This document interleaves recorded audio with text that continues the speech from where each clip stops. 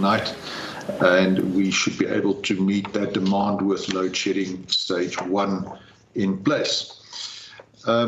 We did suspend load shedding stage 2 at 9 o'clock last night. Load shedding stage 1 is in effect from 5 o'clock this morning, and it will remain in effect until 9 o'clock tonight, at which time load shedding will be lifted. We do not anticipate any load shedding for the weekend, and the outlook for the week is for no load shedding, driven, amongst other things, by lower ambient temperatures, which reduces our vacuum load losses. But that is, of course, subject to the proviso that we don't lose major units, which will cause a lack of generation capacity. Overnight, we had a number of units that tripped. Matimba 1, which has since returned to service, Tutuka 4, started up and then tripped again. Grootvlei 3, Majuba 2, 5, and 6 tripped. Unit 6 has since returned to service. So in addition to those 2 units that returned to service, we also saw Matimba 2 come back, Tutuka 4, Camden 2, and Grootvlei 1. But as I said, Tutuka 4 is challenging, and that unit is pretty unreliable.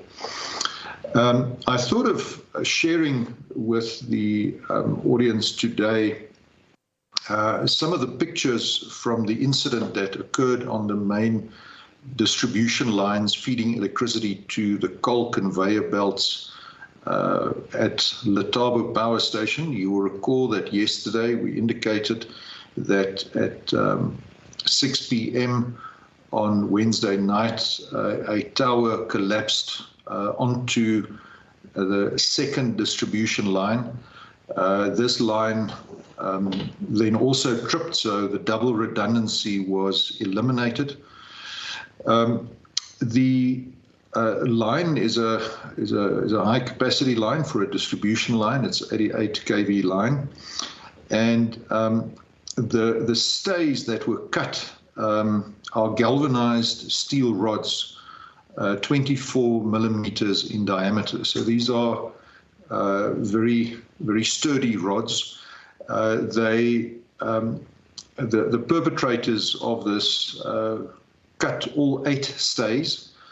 There is no sign of corrosion, no sign of metal fatigue. There was no shearing of these stays, and there's clear evidence that there was some cutting instrument involved, whether that is a hacksaw or whether it is an angle grinder that we will determine.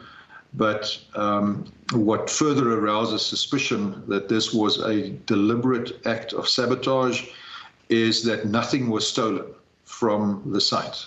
So the stays were cut, the tower was pushed over onto the other line, but nothing was stolen. So this is not an economic crime. This was clearly now an act of sabotage, and I think we can call it as such. So without further ado, let me share what I've got in terms of pictures. Then we can take a look at that.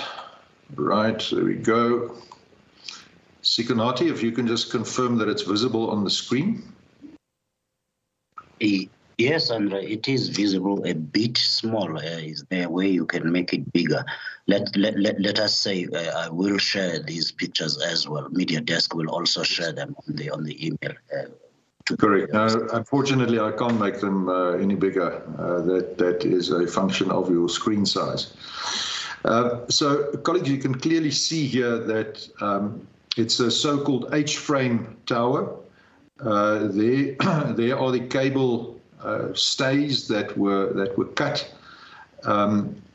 What is interesting is that this toppled tower fell uphill, highly unusual. If we move on, there you can see the 24 millimeter galvanized steel rod that was cut. You can see the score marks there from the cutting instrument. You can also see the clean edge around the rod makes it very apparent that this was not metal fatigue. There's no evidence of corrosion of any sort. And it's quite clear that from the clean cut that this is not shearing caused by any torsion or distress caused on this steel rod. So clearly cut rather than any other cause. Another one cut right down at ground level. You can see again from the fact that it is shiny how recent this is. So this is not a new, this is not an old incident. This is very new. The steel hasn't had any opportunity to corrode, show any rust. And then here as well, you can clearly see the marks on the steel suggesting cutting. Now, the consequences of this happening are, of course, quite significant. This means that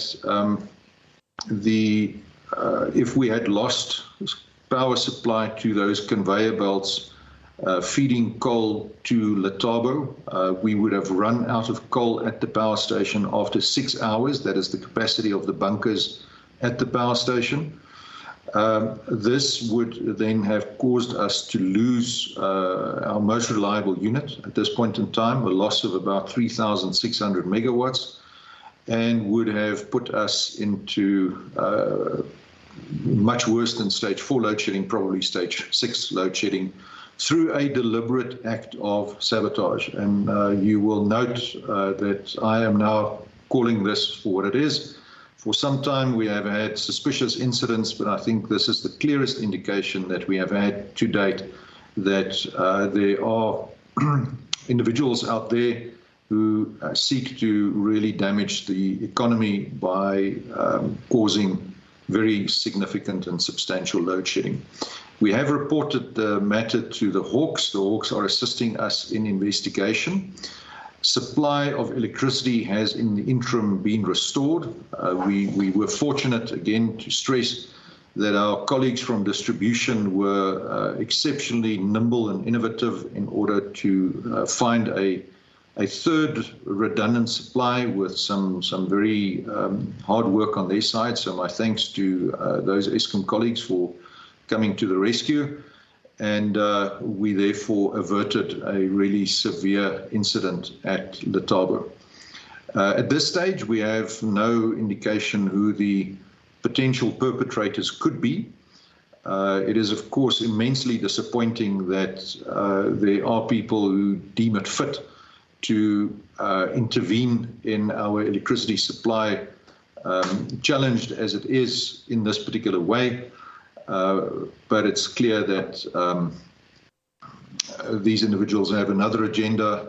I leave it up to you as the media to investigate, to speculate. That's not our job.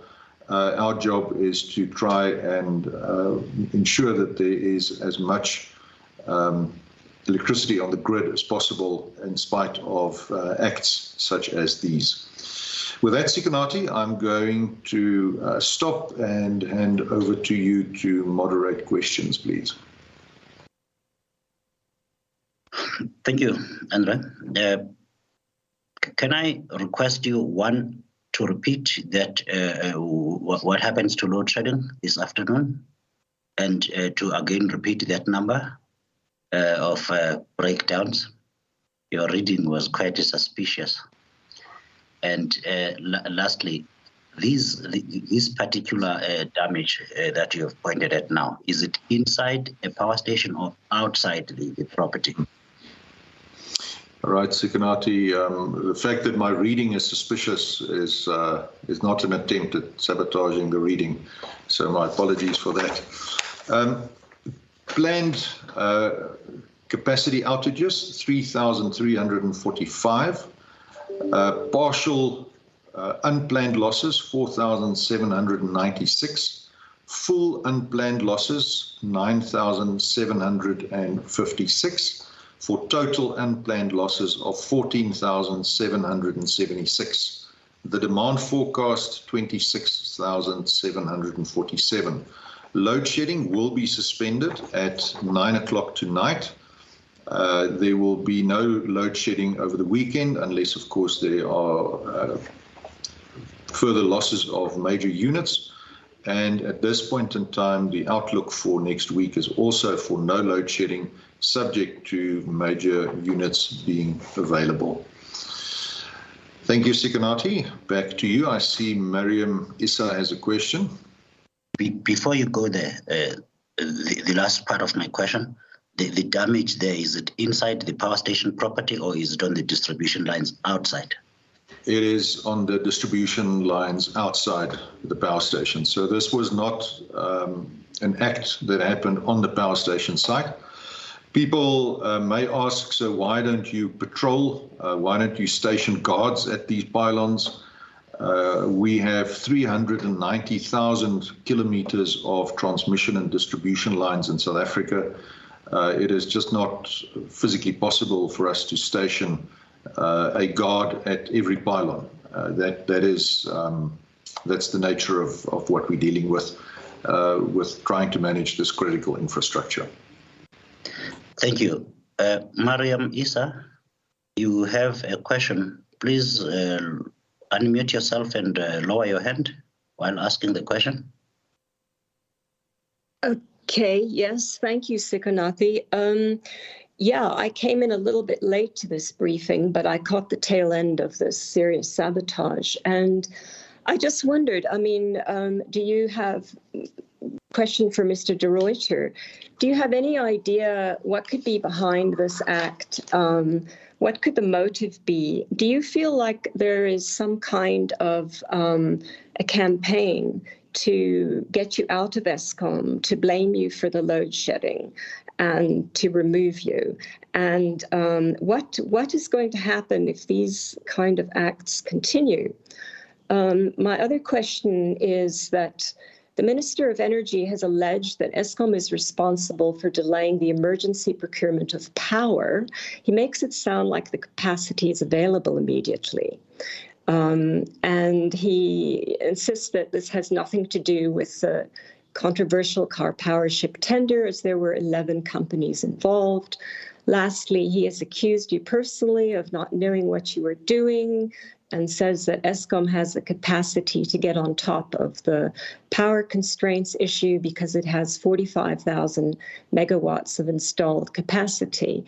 I do understand that these are sensitive questions, but I was wondering whether you could respond in any way. Thank you. Go ahead, Andrew. Thank you, Mariam. Thanks, Mariam. Yeah, it's difficult to speculate on what is behind this, apart from the fact that it's clearly incredibly disappointing that there are people in this country who, for whatever reason, deem it fit to deliberately destroy infrastructure with a view of exacerbating load shedding. It is something that I find very hard to believe, but unfortunately, as I've just shown you, the evidence does appear to be at least prima facie incontrovertible, that there is malice afoot and that we need to take action. This is, of course, not only a challenge for Eskom. We have state security agencies, we have law enforcement agencies, and I would suggest that there's a role to play for those agencies as well in bringing the perpetrators of these acts to book. Whether or not these acts are aimed at me personally to make it more difficult for me or to cast further doubt and aspersions on what my team and I are trying to do, I don't know. I don't particularly want to speculate on that. Again, I leave that for the highly qualified opinionistas on this call to investigate and arrive at consequences and conclusions on that. Just some brief comments maybe on the emergency power procurement. As yet, Eskom has not received final documentation from the IPP office, specifically the final power purchase agreement. And of course, we need to know what we are signing up to before we can agree to an agreement. It's a bit difficult to sign an agreement when you don't know what that agreement looks like. The maximum price methodology from NERSA hasn't been finally addressed between NERSA, the IPP office, and the DMRE. So there are some issues on indexation and so forth. Clearly, this is a key element of the commercial arrangements for the indexation, and we would be, I think, remiss in fulfilling our fiduciary duties towards Eskom as a legal entity if we were to enter into agreements without knowing what the key commercial terms are that we are signing up for. And this is therefore not something that we are resisting, but we do have to have all the facts on the table. We have been engaging with the IPP office in this regard for a number of months now. They are fully aware of our need for more information. We have made this known to them, but unfortunately the matter has not yet been resolved.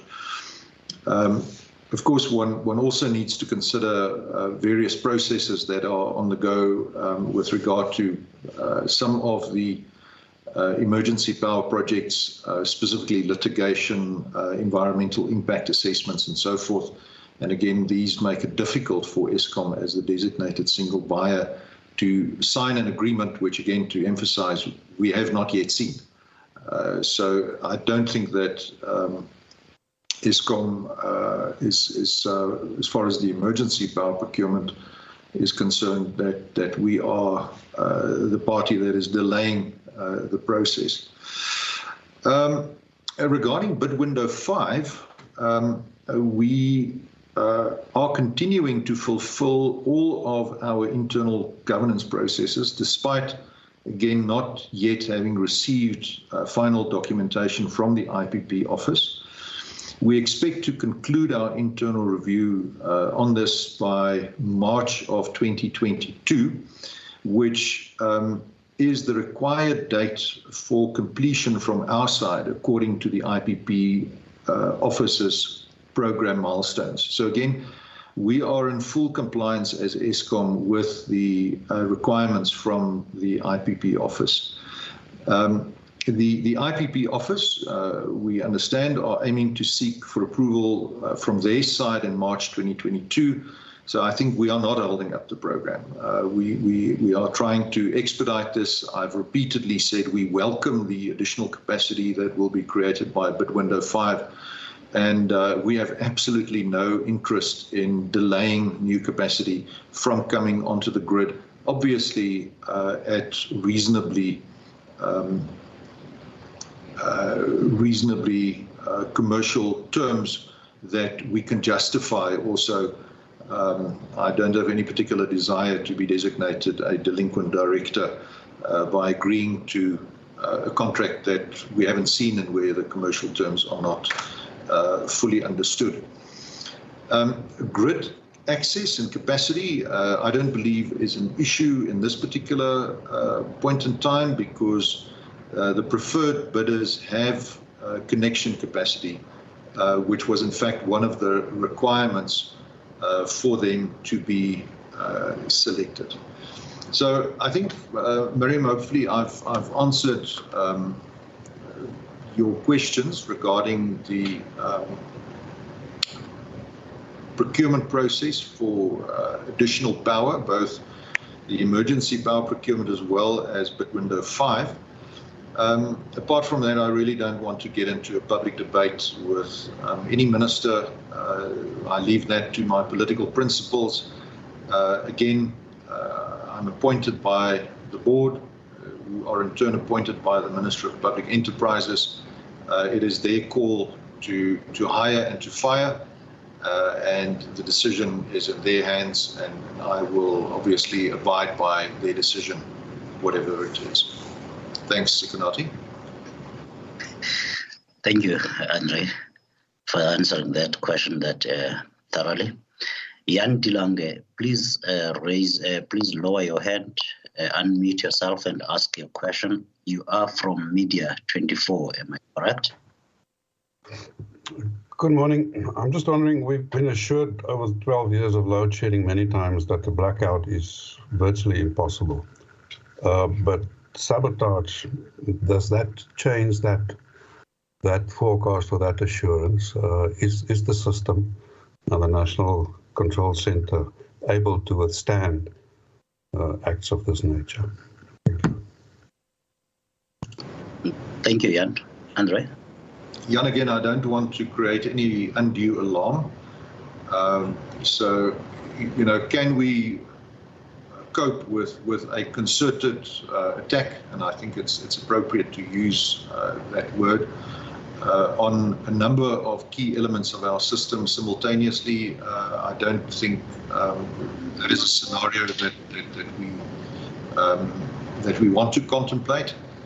We have mechanisms in place to avoid a total blackout, load shedding being the primary mechanism that we use. But of course, we can only lose so much capacity. So we were able to prevent a significant increase in load shedding as a result of this incident. But we are now, obviously, we are exposed, and that is why I think there is a need for the security agencies and law enforcement agencies to assist Eskom in protecting assets of national importance. These are national key points designated as such by the law, and we really are dependent also on cooperation from those agencies to prevent any further damage. So Jan, no, I don't want to speculate, and I don't want to say what needs to be done to trigger a total blackout.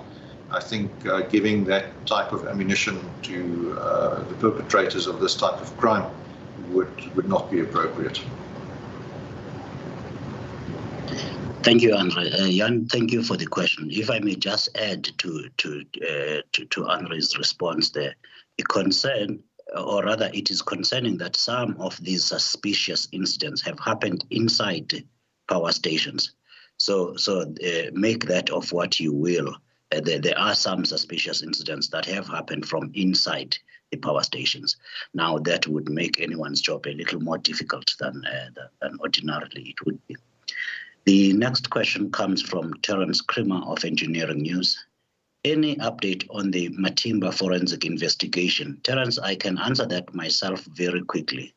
We only mentioned this forensic investigation yesterday, and any investigator will know that no effective investigation has ever happened in the public glare and in the glare of the media for it to succeed. So at some point, when there is anything or when there is enough to say, we will communicate whatever update we can with regards not only to Matimba, but as you now know, the whole system of electricity in South Africa. Banele, that must be Gininza from Business Report, has a question. Other than the evidence of sabotage before you, has there been any ransom demands, as in communication of displeasure with Eskom, unless certain demands or restorations have been made? Andre, do you want to comment on that? Banele, short answer, no. No ransom demands or any blackmail of any sort has been put forward.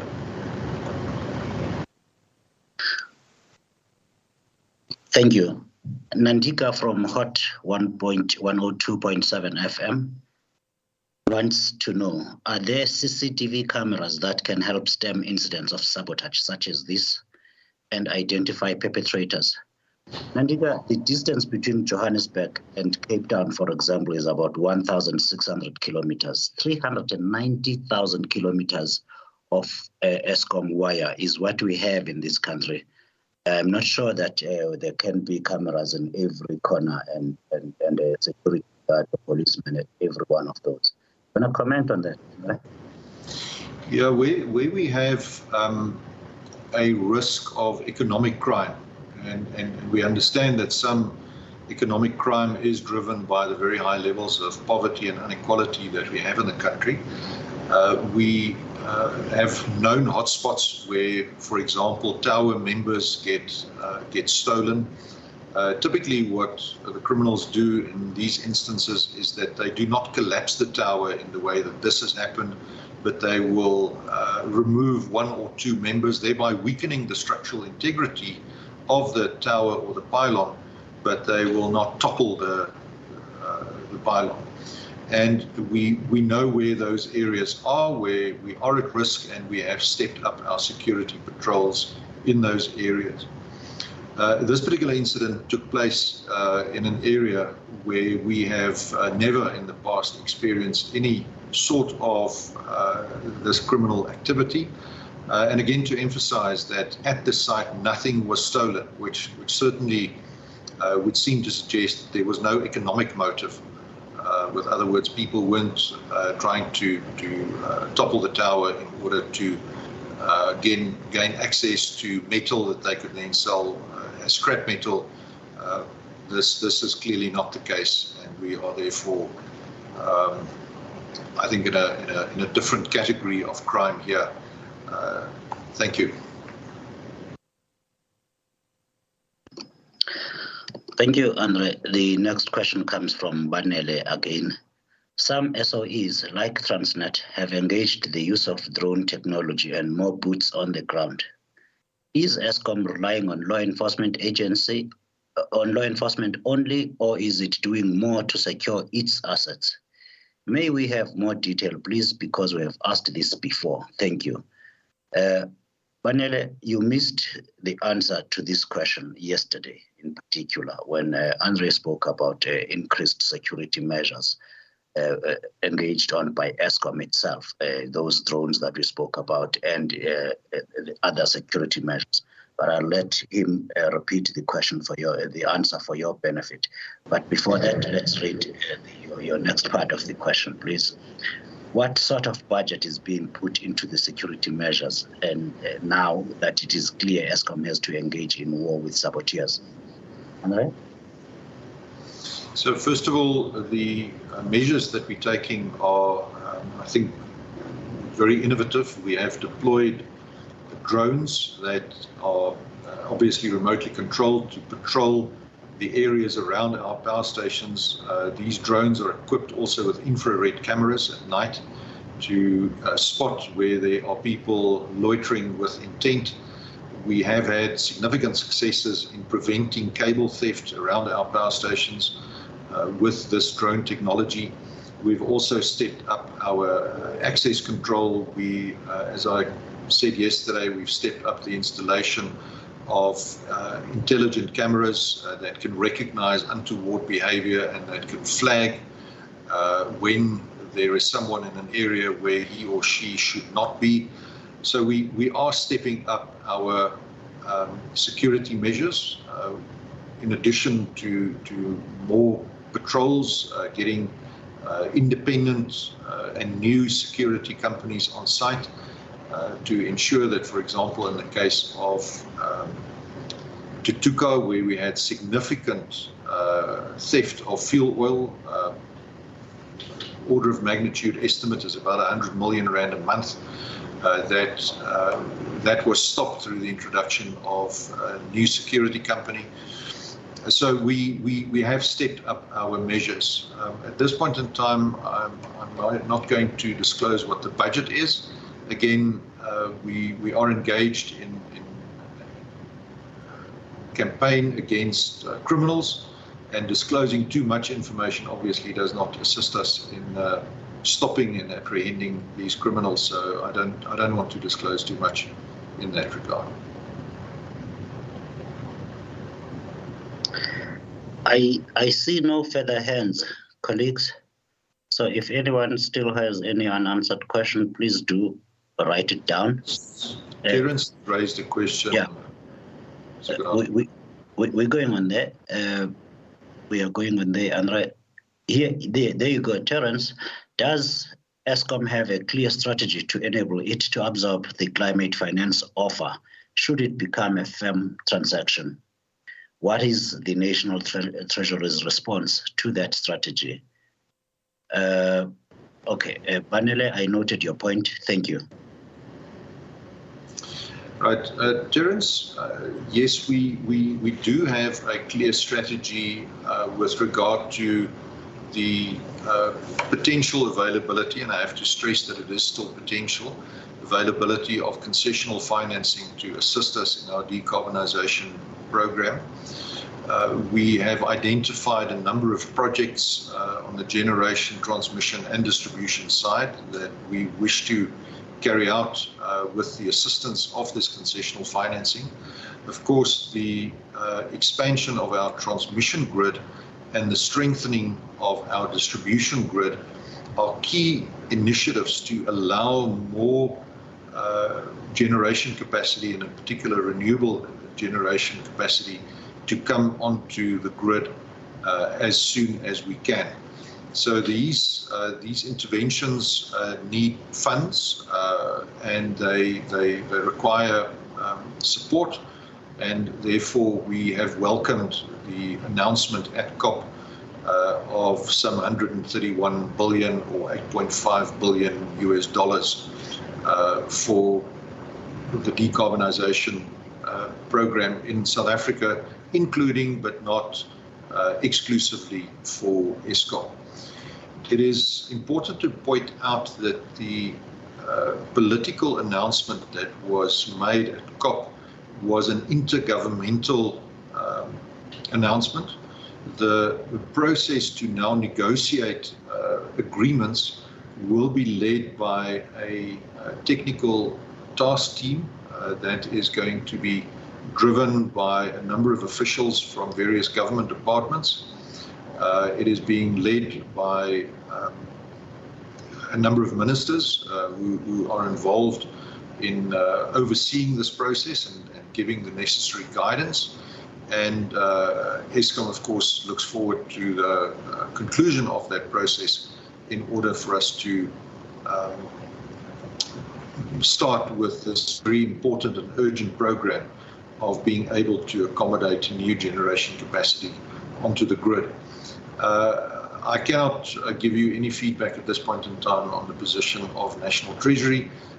We have engaged them a number of times on this just energy transition facility that we have put in place, so they are fully informed, but I think that question is probably best directed at National Treasury. Thank you.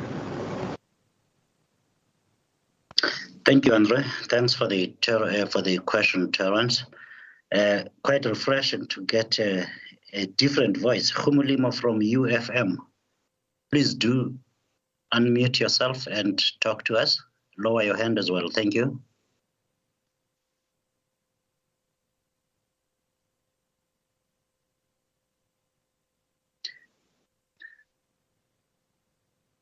Khumulimo, the nation awaits your wisdom.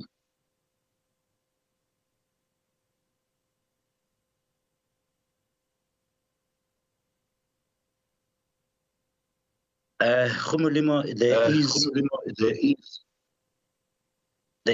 sorry, there's an echo coming. Someone is unmuted. Please unmute yourself and speak.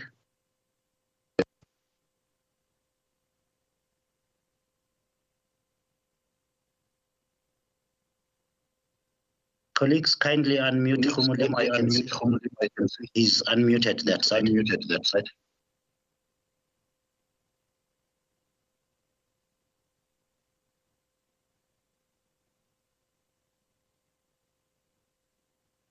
Right, let's write it down. Write it on the chat. Impression so we can answer it.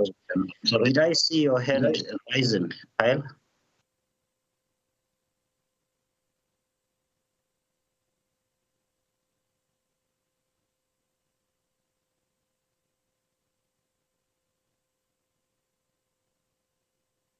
Okay, Khumulimo, just do write a WhatsApp to me if you are unable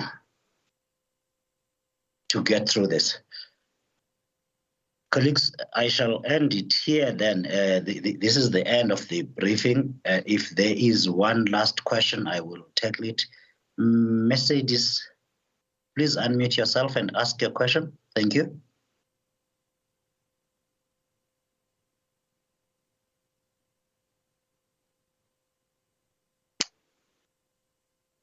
There are, Mercedes, please can I ask you to unmute yourself and ask your question, identifying yourself in the process?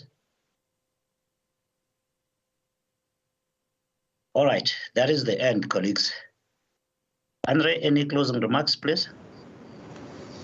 Thank you very much again for your interest in Eskom.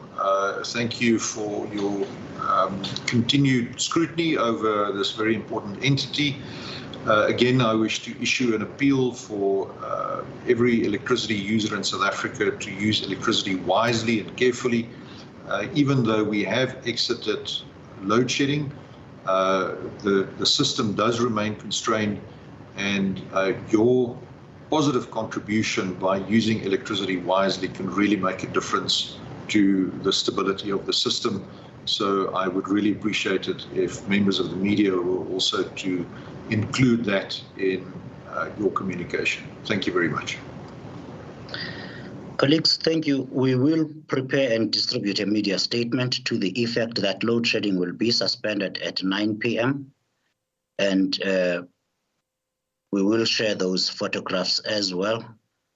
And I will appreciate it if I only received, I suspect there will be quite a lot of interest. So let's keep them to writing, please, the questions. Thank you. Have a nice day, colleagues.